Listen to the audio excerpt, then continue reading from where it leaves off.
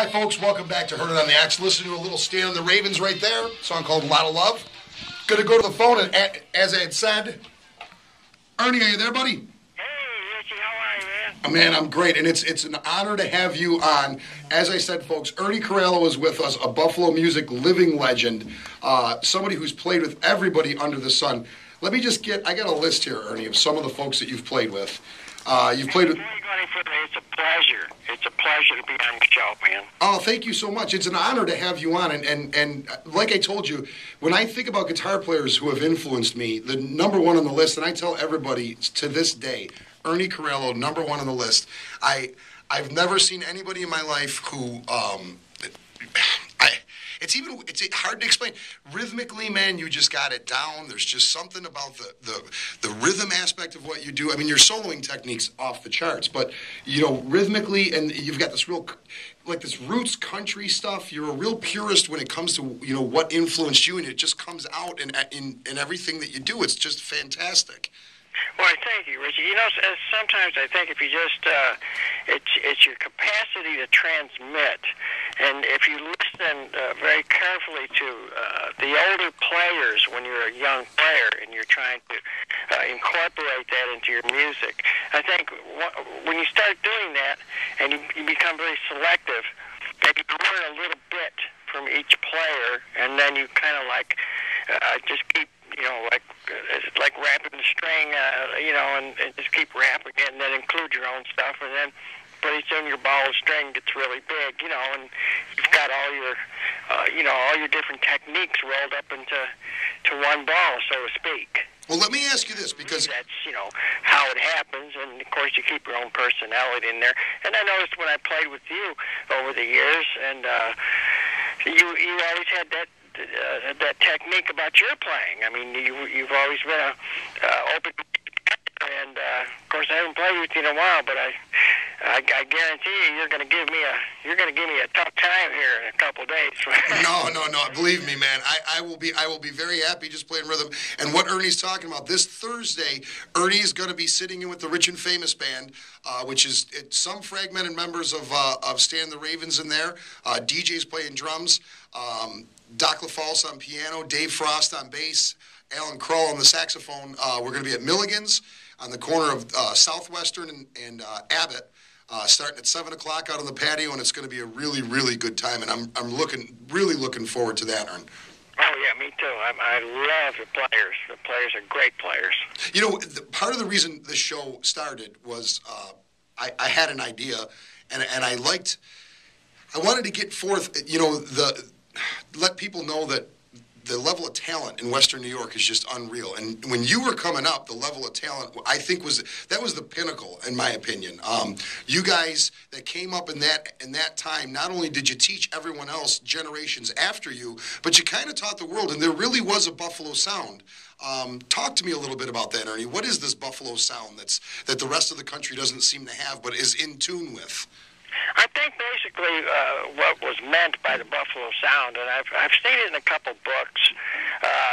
I think what they meant is you had players like Spoon, Elmo Witherspoon, and he was official. You know, he wasn't a pansy about it or anything.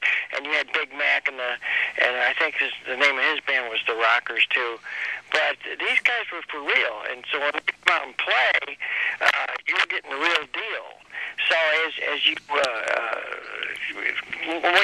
from bar to bar, I mean, there's no other way to say it, you would pick up from these guys, and you go, man, that's fascinating. You take it home with you, and of course the next day you pick up your instrument and work it out, and again incorporate that into your with your style, like what I was talking about earlier, and then you'd add it to the other musician in the next band, and he'd add it to yours, and then you'd form a band, and you would follow that trend, and that trend was set many years ago by Elmo Witherspoon and Stan Celeste, and of course he was younger than them. He got started a little later than that, but there was so many players. Sam Skamaka, the bands with Sperry, and I mean there were so many bands that were setting the trend back then that I think when Stan fell into it, he had the right players, and everybody brought something to the table, so to speak, and then bam, there it went, and then you got that Buffalo sound. I have a copy of the book "Don't Bother Knocking, This Town Is a Rockin'" by Patty Meyer and Gary Lee, and you guys are you're quoted in it a bunch of times. But take me back to the beginning when you first hooked up with Stan. According to the book, you're working over at Kubera's, and Sandy comes in, right? Right. Yeah, I was trying out another 59 basement amp. I think it's the one I still. No, it's not the one I still have. I bought one after that. But I was always fascinated by those. It was a Telecaster. And I was sitting there playing, and I was teaching for art. And Sandy Konikoff come in to me. Now, he introduced himself, and he started this ham bone type stuff. As I was playing, he set up some rhythm for me. That he wanted to have me come in and meet Stan Celeste and the Ravens. Well, the Hideaway. So that's exactly what I did. Of course, he was going, yeah, play that, man, play it. Yeah, you're cool, you play great. And he was really enthusiastic and made me feel really, really encouraged.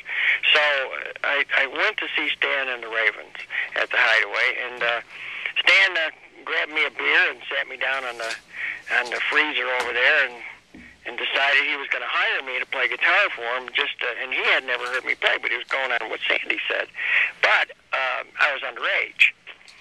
So that led to a whole new, different trip that I had to take. I had to wait. I think I had to wait a year before I could play at the Hideaway because I was really. Well, you're underage, you can't play it. Yeah, if you're underage, you can't do it. What are you gonna do? That was it at the time. Yeah. We had talked earlier about there's this legendary story, and it's gotten homogenized a bunch of times, but I wanted to know the real story of you actually having to set up in a kitchen somewhere because you were underage and the band wanted you to play, but you couldn't be in the club. So tell me about that story. Rock Island, Illinois. Okay, that was booked. Well, I worked with a guy. He took Hank Snow song. One of these days from time to time, just don't listen to payment. I'm moving on. He took that song and he did a rock and roll version. He got a hit song on it. So what I did is got with him through Ronnie Hawkins, and the band was put together. Sandy Konikoff, Frank Mahaney, I believe, played bass, and we went out on the road. Well, when we hit Rock Island, Illinois, the thing about it was they carded me because I looked young. So, of course, they carded me, and I was 18 or something, but you had to be 21. So, in order to stay with the band and play, what I had to do, the guy's name was Matt Lucas. That was the artist. And what I had to do was play in the kitchen, because you could play where food was served, but you couldn't play where alcohol was served. That's the way it was set up in Illinois. Those were the rules. So I took a speaker from the PA system and put it in the kitchen. And then I left my amp on the stage and plugged directly into my amp. And then they set a microphone in front of my amplifier that picked up the band and my amplifier so I could hear myself. And there was two windows. You know, those waitresses bring the food to you, and you have two doors, the catering doors. Yeah, the swinging, doors. Yeah, like a saloon door or something. Yeah, and they had windows on those doors at the time, so I could see the band. It took a couple of days, but I got the knack of it.